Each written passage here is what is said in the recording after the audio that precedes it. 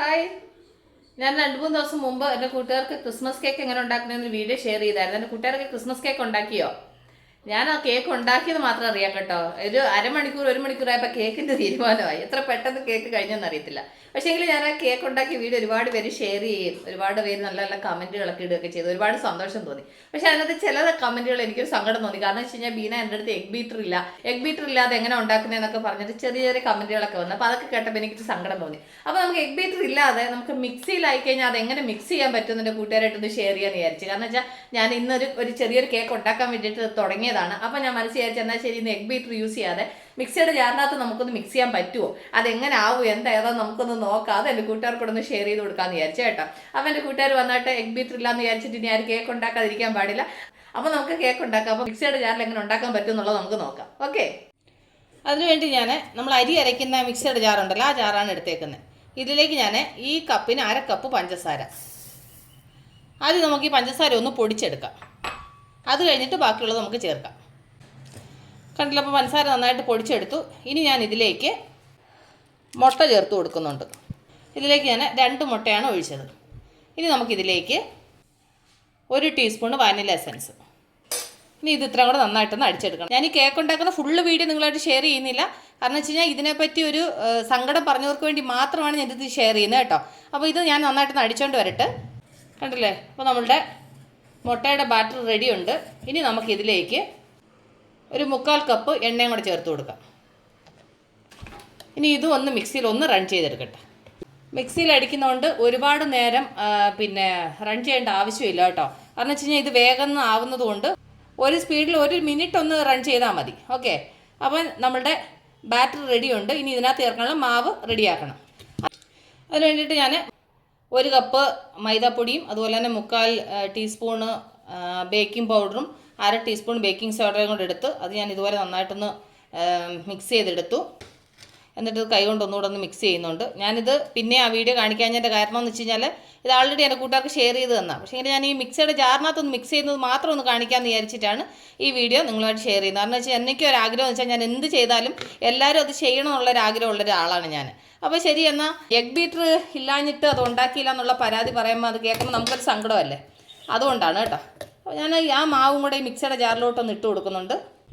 എന്നിട്ട് ഇത് ഞാൻ മിക്സിയിൽ ഒന്ന് റൺ ചെയ്യുന്നേ ഉള്ളൂ കേട്ടോ. ഒരുപാട് നേരമായിട്ട് ഇത് ചെയ്യുന്നില്ല. കാരണം വെച്ച് കഴിഞ്ഞാൽ ഇതിനകത്തിപ്പോൾ നമ്മൾ മാവൂടെ ചേർത്തത് കൊണ്ട് ജസ്റ്റ് ഒന്ന് റൺ ചെയ്ത് അങ്ങനെ ഓഫ് ചെയ്യുകയാണ് ചെയ്യുന്നത്. ഞാൻ ആ മൈദ ഇട്ടിട്ട് ഒന്ന് റൺ ചെയ്തതേ ഉള്ളൂ. അപ്പോൾ ഇത് ഇച്ചിരി കട്ടിയാണ്. ഇനി നമുക്കിതിലേക്ക് കുറച്ച് പാലൊഴിച്ച് കൊടുക്കാം. ഇതിലേക്ക് ഞാനൊരു 1/2 ഗ്ലാസ് പാലൊഴിക്കുന്നുണ്ട്. ഇനി ഇതൊന്ന് റൺ ചെയ്തെടുക്കട്ടെ മിക്സിയിൽ.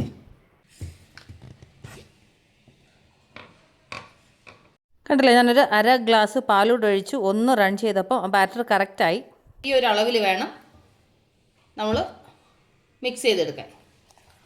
ഞാനിത് എഗ് ബീറ്റർ ഇല്ലെന്ന് പറഞ്ഞതുകൊണ്ട് മാത്രം ഞാൻ ഈ മിക്സിയിൽ എങ്ങനെ മിക്സ് ചെയ്യുന്നതെന്നൊന്ന് കാണിച്ചതേ ഉള്ളൂ കേട്ടോ. അപ്പോൾ നമ്മുടെ ബാറ്റർ റെഡി ആയിട്ടുണ്ട്. ബാക്കിയുള്ള സംഭവങ്ങളൊക്കെ ഞാൻ ഈ ആദ്യത്തെ കേക്ക് ഉണ്ടാക്കുന്നതിനകത്ത് എന്തൊക്കെയാണ് ചേർത്ത് അതൊക്കെ തന്നെയാണ് ഇതിന് ചേർക്കുന്നത്. അപ്പോൾ ഞാൻ ഇതിനി വേറെ പാത്രത്തിലോട്ടൊന്ന് മാറ്റട്ടെ. അപ്പോൾ നമ്മുടെ കേക്ക് ബാറ്റർ എൻ്റെ കൂട്ടുകാർ കണ്ടല്ലോ, ഈ ഒരു പരുവത്തിലാണ് വേണ്ടുന്നത്. അപ്പോൾ ഞാൻ അന്ന് കേക്കിന് ചേർത്തതുപോലുള്ള എല്ലാ മിക്സും ഇതിനകത്ത് ചേർത്ത് എന്നിട്ട് ഞാനാണെങ്കിൽ കേക്ക് ഉണ്ടാക്കുന്ന പാത്രത്തിലേക്ക് ഇത് ഞാനിങ്ങനെ ഒഴിച്ചു കൊടുക്കുക കേട്ടോ. മിക്സിയിൽ നമ്മൾ മിക്സ് ചെയ്താലും നല്ല നീറ്റായിട്ട് വരും. അങ്ങനെ ഞാൻ മിക്സിയിൽ മിക്സ് ചെയ്ത എൻ്റെ കേക്ക് ബാറ്റർ റെഡിയുണ്ട്. കുക്കർ ഒരു 5-10 മിനിറ്റായിട്ട് ഞാനിങ്ങനെ ചൂടാക്കാൻ വെച്ചിട്ട് ചൂടായിട്ടിരിപ്പുണ്ട്.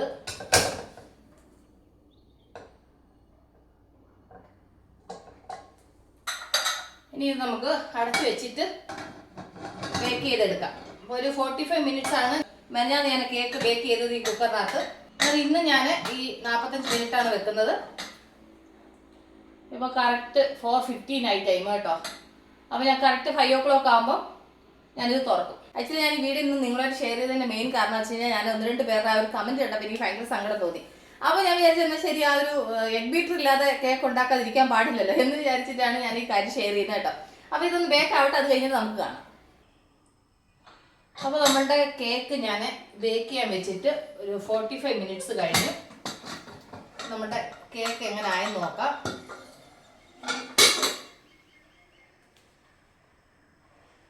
നല്ല ചൂടാണ്. അപ്പം ഞാൻ ഇച്ചിരി ഇത് കാണിക്കുന്നതിൻ്റെ കാരണം എന്ന് വെച്ചാൽ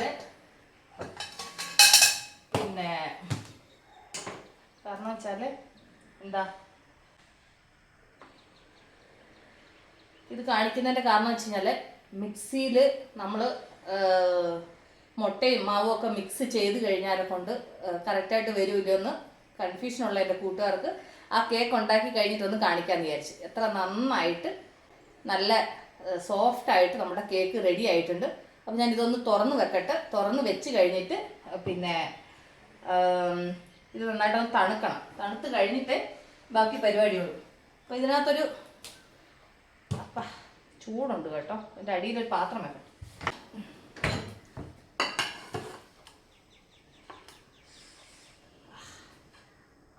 ഇപ്പോൾ നമുക്കൊരു ടൂത്ത് പിക്ക് വെച്ചൊന്ന് കുത്തി നോക്കാം. എന്നാൽ നന്നായിട്ട് വെന്തെന്ന് മനസ്സിലായതുകൊണ്ടാണ് ഞാൻ അങ്ങനെ എടുത്തത് കേട്ടോ. എന്ന് വെച്ച് കഴിഞ്ഞാൽ നമുക്ക് ആ കേക്ക് ബേക്കാവുന്നതിൻ്റെ ഒരു മണം വരും. ഞാൻ ഈ വീഡിയോ ഞാൻ പിന്നെ ഷെയർ ചെയ്തതിൻ്റെ കാര്യം എന്ന് വെച്ച് കഴിഞ്ഞാൽ എനിക്ക് സത്യം പറയാം കമൻറ്റ് എൻ്റെ കൂട്ടുകാരങ്ങനെ എഴുതിയപ്പോൾ എനിക്ക് ഭയങ്കര സങ്കടം തോന്നി, ഭയങ്കര വിഷമം തോന്നി. അപ്പോൾ ശരി, ഇത് മിക്സിയിൽ ഒന്ന് ട്രൈ ചെയ്ത് നോക്കാം. മിക്സിയിൽ ഓക്കെ ആവുകയെന്നുണ്ട് എൻ്റെ കൂട്ടുകാർക്ക് ചെയ്യാമല്ലോ. അപ്പോൾ എൻ്റെ കൂട്ടുകാർ മറക്കാതെ എഗ് ബീറ്റർ ഇല്ലെന്ന് വിചാരിച്ചിട്ട് കേക്ക് ഉണ്ടാക്കാതിരിക്കരുത്. മിക്സിയിൽ ഇതേപോലെ മിക്സ് ചെയ്തിട്ട് ഉണ്ടാക്കുക. ക്രിസ്മസിന് ഇനി ഒരു ദിവസം കൂടെ ഉണ്ട് കേട്ടോ. അപ്പോൾ ഇന്ന് ഈ വീഡിയോ കണ്ടിട്ട് ഇന്നുണ്ടാക്കുക, ഇല്ല ഈ വീഡിയോ കാണാൻ താമസിച്ച് പോകുന്നവരാണെങ്കിൽ നാളെ മറക്കാതെ ഉണ്ടാക്കുക. അപ്പോൾ ക്രിസ്മസിന് വീട്ടിലുണ്ടാക്കിയ കേക്ക് ഉപയോഗിച്ചിട്ട് ക്രിസ്മസ് സെലിബ്രേറ്റ് ചെയ്യാം. അപ്പോൾ ഇത് നന്നായിട്ട് തണുക്കട്ടെ. അപ്പോൾ ഇതാണ് ഇന്നത്തെ വീഡിയോ, ഇന്നത്തെ വിശേഷം ഇതാണ്. അപ്പോൾ എൻ്റെ കൂട്ടുകാർക്ക് ഞാൻ നിങ്ങളായിട്ട് ഷെയർ ചെയ്ത് തന്ന ഈ ഒരു ഇൻഫർമേഷൻ നിങ്ങൾക്ക് ഇഷ്ടപ്പെട്ടാണ് വിശ്വസിക്കുന്നു. അപ്പോൾ നിങ്ങൾക്ക് ഇഷ്ടപ്പെട്ട ഈ കാര്യങ്ങൾ മറ്റുള്ളവർക്ക് കൂടെ ഒന്ന് ഷെയർ ചെയ്ത് കൊടുക്കണം കേട്ടോ. അപ്പോൾ ഞാൻ ഈ വീഡിയോയുടെ വൈൻഡ് അപ്പ് ചെയ്യുന്നത്. അപ്പോൾ നമ്മൾ ഉടനെ തന്നെ അടുത്ത വീഡിയോയിൽ വീണ്ടും കണ്ടുവരെ. Take care, by. അപ്പോൾ ഞാനത് നന്നായിട്ട് ഓപ്പൺ ചെയ്തെടുത്തു. കണ്ടില്ലേ, നമ്മൾ അന്ന് ഉണ്ടാക്കിയതുപോലത്തെ സെയിം അതേ ഇതിലാണ് കേക്ക് ഉണ്ടാക്കി എടുത്തേക്കുന്നത് കേട്ടോ.